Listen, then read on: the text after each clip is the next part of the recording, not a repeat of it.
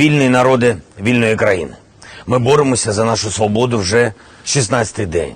Це вчетверо довше, ніж ворог планував на своє вторгнення. Вчетверо довше.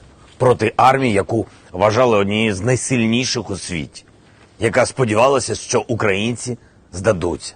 Сподівалася, що хтось зустрічатиме з квітами російські прапори на українських вулицях. На наших вулицях. Але українці – горді люди, які завжди захищають свою землю і не віддадуть окупанту жодного клаптика цієї землі. Жодного відсотка своєї свободи. 16 днів. Я знаю, що багато людей почали відчувати втому. Я все розумію. Нетерпіння. Розумію. Емоції грають з людьми погану гру. Це життя. Коли ми мобілізуємось, коли ми бачимо наші бойові перемоги і втрати ворога, ми очікуємо, що боротьба завершиться швидше, що окупанти впадуть швидше. Але це життя, це війна, це боротьба. Ще потрібен час, ще потрібне терпіння, наша мудрість, енергія, уміння робити свою роботу по максимуму, щоб ми разом дійшли до перемоги. Неможливо сказати, скільки днів нам ще звільняти нашу українську землю, але можливо сказати, ми це зробимо, бо ми цього прагнемо. Бо стратегічного перелому ми вже досягли, ми вже йдемо до нашої мети, до нашої перемоги. Це вітчизняна війна.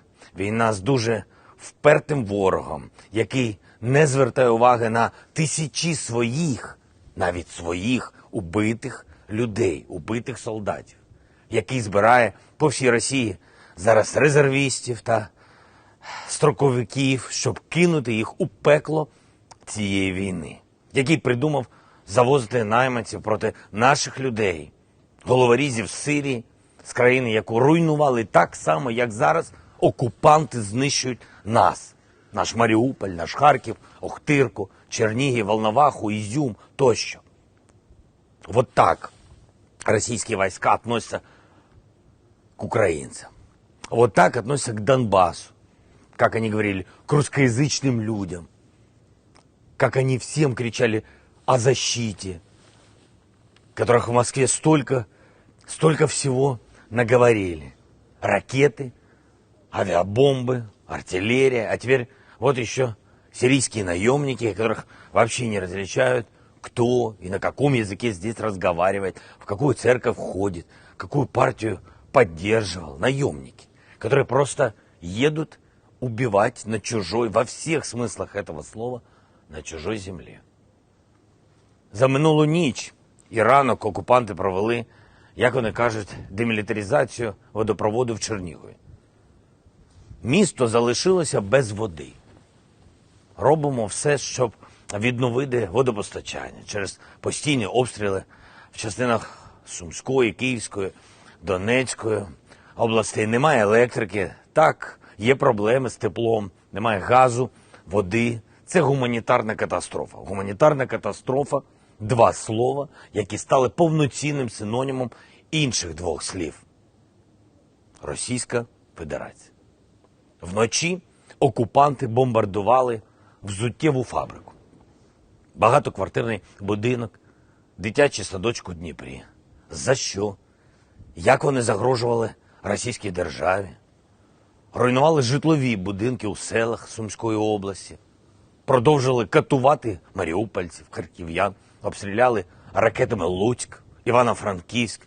Якщо це продовжується, значить санкційних пакетів проти Росії недостатньо.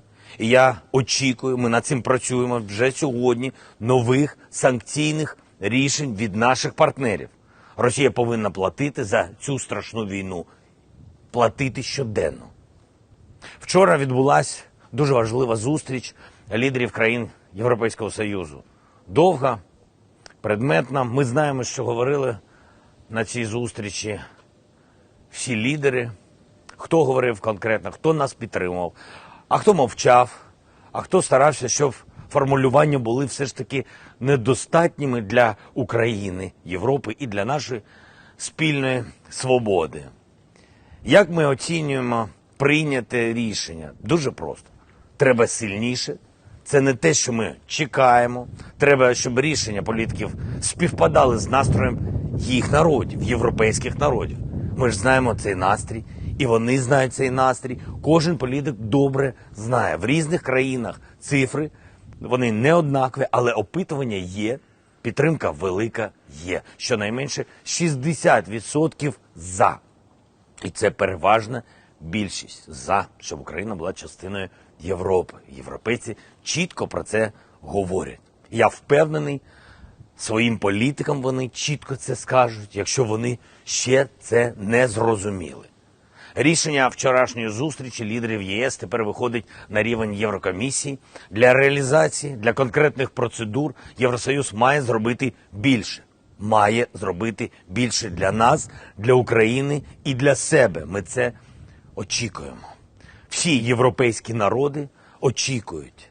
Наші урядовці сьогодні організували 12 гуманітарних коридорів. Вантажі з харчами, з харчовою продукцією, з водою, ліками вже в дорозі. Ізюм, Енергодар, Волноваха, Пологи, Буча, Гостомель, Бородянка, Андріївка, Микуличі, Макарів, Козаровичі, звичайно, Маріуполь. Українські військові забезпечили тишу, щоб гуманітарні коридори працювали. Якщо ж окупанти знову будуть стріляти і зриватимуть порятунок людей, зрештою вони отримують таку відповідь світу, що вже й самі потребуватимуть гуманітарних коридорів. Наші урядовці роблять усе, щоб на всій території нашої держави було паливо, були продукти. Все не так просто, але тим не менш, медикаменти та усі, я це підкреслюю, усі товари необхідні людям. Бензин, дизель, все завозиться. Сьогодні вранці на щоденній селекторній нараді мені поставили питання логічне, зважаючи на весну, що з посівною, як її починати, і особливо у тих районах, які тимчасово окуповані. Моя відповідь дуже проста. На всій нашій землі, що б там не було, ми маємо цієї весни, як і будь-якої весни, зробити повноцінну посівну кампанію. А вже ж настільки, наскільки це можливо. Все залежить від людей і ситуації. Бо це про життя. Життя важливіше. Про наше життя. Про наші мрії, про наше майбутнє, а отже і про нашу перемогу. Я повторюю ще раз і ще раз, коли захищаємо свободу, маємо бути кожен як повноцінна армія. Робити на своєму місці усе, що можеш, щоб отримати результат, на який ми всі заслуговуємо. Це чесно, щоб здобути перемогу. Обов'язково триматися, обов'язково боротися, обов'язково віддавати всі сили.